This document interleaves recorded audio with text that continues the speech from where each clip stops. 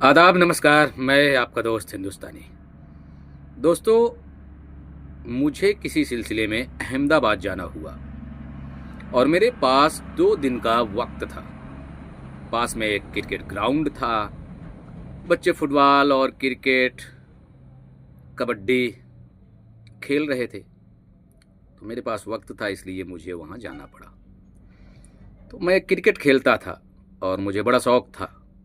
ये तकरीबन आज के 10 साल पहले की बात मैं बता रहा हूँ। 10 से 15 साल पहले की बात है। तो मैं कुछ बच्चों से मिलना चाहा। बिल्कुल वो बच्चे टास्क की ओर बढ़ रहे थे और मैं भी ग्राउंड फील्ड पर गया। उन बच्चों से मैंने कहा कि मेरा भी सिलेक्शन हो जाए तो हम भी एंजॉय कर लेते हैं। तो कई बच्चे थे, मुझे अजनबी देखे। उन्होंने मुझसे पूछा कि आप हैं कहाँ से। तो मैंने ये कहा कि मैं उत्तर प्रदेश से हूँ।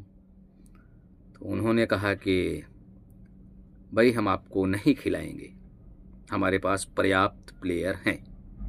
तो खैर, हमने कहा कोई बात नहीं, हम एंजॉय करेंगे।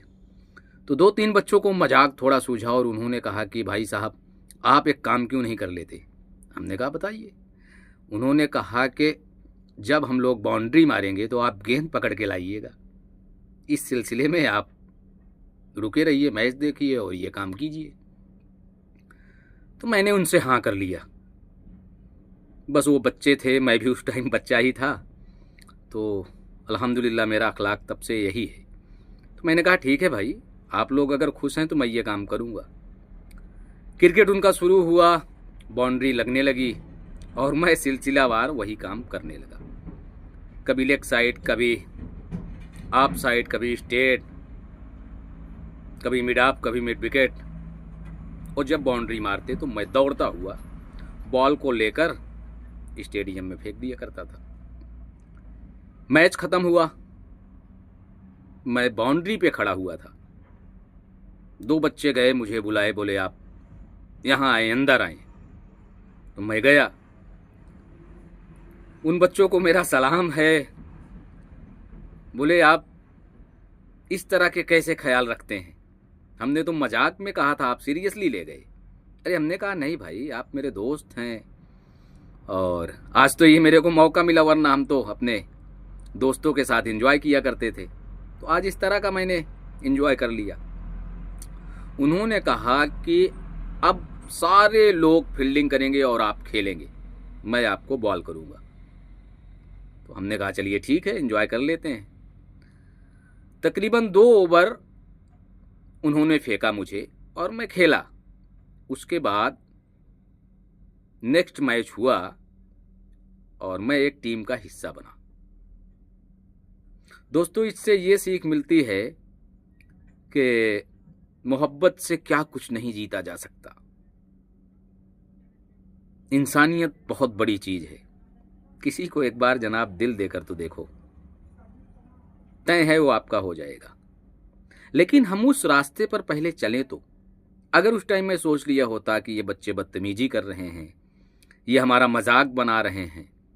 अक्सर कुछ लोगों का, किसी फील्ड में आप काम करते हैं, जैसे एग्जाम्पल मैंने लेखनी को लेकर जब शुरुआती दौर किया था फेसबुक पर, तो मुझे बहुत लोग तंज किए, मैं इग्नोर किया।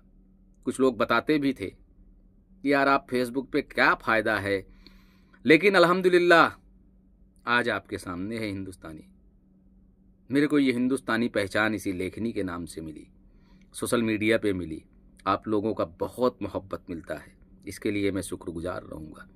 आप जब राजनीतिक मंच पर उतरते हैं शुरुआती दौर में, जब आप अकेले निकलते हैं, वोट बैंकिंग की बात हो या लोगों को एकत्रित करने की बात हो, तो लोग मजाक आपका बनाते हैं कि यार ये क्या कर पाएगा, ये कुछ नहीं कर पाएगा, पागलों की तरह अकेला घूमता है। आपका मजाक बनता है। आप धर्म या मजहब को लेकर जब बातें करते हैं, दीवानों की तरह उस पर काम करते हैं, तो भी आपका मजाक बनाया जाता है। लेकिन जब आप सफल होते हैं तो वही लोग आपके साथ जुड़ना पसंद करते हैं, वही लोग आपके साथ रहना पसंद करते हैं और कंधे से कंधा मिलाकर काम भी करते हैं। तो मेरा कहने का मतलब बार बार यही है, मोहब्बत से लोगों का दिल जीतो, वो आपका दीवाना नहीं हो गया तो कुछ की बात नहीं, लेकिन हमें करना पड़ता है।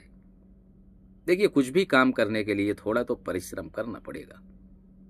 यूं ही कुछ आपको नहीं हासिल हो जाता, संघर्ष करना पड़ता है, लोगों को जोड़ना पड़ता है, इंसानियत की बात बतानी पड़ती है। और सभी दोस्तों से मेरी एक गुजारिश रहेगी, धर्म मजहब आप फॉलो करो, आप स्वतंत्र हो। राजनीतिक विचारधारा के कुछ लोग हैं जो हमें आपको रास्तों से भटकाते हैं, वो अपना उल्लू सीधा करते हैं।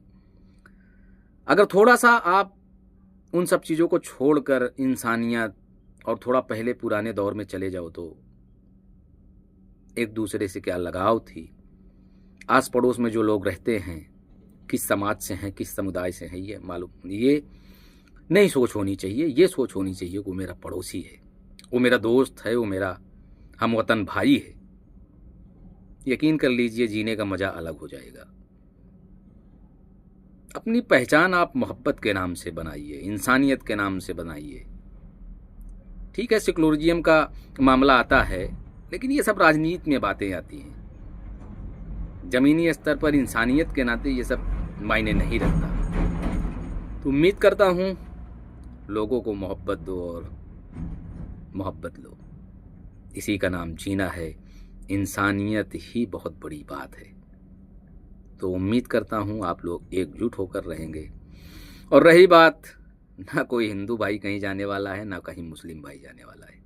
ये राजनीतिक बातें हैं और बस उन्हें उसी मंचों तक छोड़ दिया जाना चाहिए।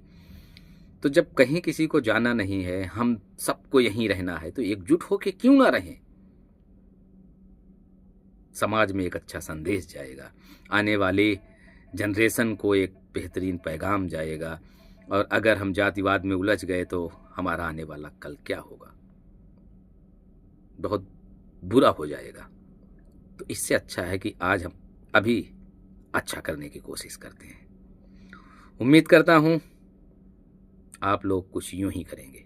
और दोस्तों, किसी पर तंज मत कसो। अक्सर उन्हें सफलता मिलती है जिन पर हम और आप उंगलियां उठाते हैं और तंज कसते हैं, क्योंकि जब आप सोते रहते हैं तो वो जमीनी स्तर से जुड़कर काम करता है और एक दिन लोग सच के साथ जरूर होते हैं। सच्चाई की जीत तो होगी। तो इसलिए कभी किसी को छोटा मत सोचें, कभी हर किसी के साथ बेहतर व्यवहार करें और लोगों को पहले समझने की कोशिश हम करें। हम समझते नहीं हैं और उस पर उंगलियां उठाने लगते हैं। मिलो बैठो बात करो कि भाई ये किस दिशा में आप काम कर रहे हैं, इससे क्या फ़ायदा है, क्या नुकसान है। तो मुझे लगता है कि आपको समझने में बेहतर लगेगा और फिर आप उन रास्तों पर चलने की कोशिश भी करेंगे। जो अच्छे रास्ते हैं, जो अच्छे लोग हैं, उनका साथ दीजिए। ठीक है, मिलते हैं। अच्छा लगे वीडियो तो बताना, और अगर कुछ गलतियां हो तो भी बताना, हम सुधार करेंगे। और कई दोस्तों को अगर मेरा वीडियो नहीं पसंद आता तो हम बंद भी कर देंगे। मैं अक्सर कहता हूं कि हिंदुस्तानी नौशाद को हिंदुस्तानी बनाने में आप लोगों का बहुत बड़ा हाथ है, योगदान है, दुआएं हैं, मोहब्बत है। इसी सहारे तो सांसें चल रही हैं। दुआ में बहुत ताकत होती है। उम्मीद करता हूँ दुआ करेंगे, एकजुट रहेंगे, जिससे भी मिलेंगे मोहब्बत से मिलेंगे। थोड़े टाइम के लिए राजनीति और ये सब फायदा नुकसान छोड़कर इंसानियत को गले लगाएंगे। ठीक है, इंशाल्लाह मिलते हैं। तब तक के लिए अल्लाह हाफिज़।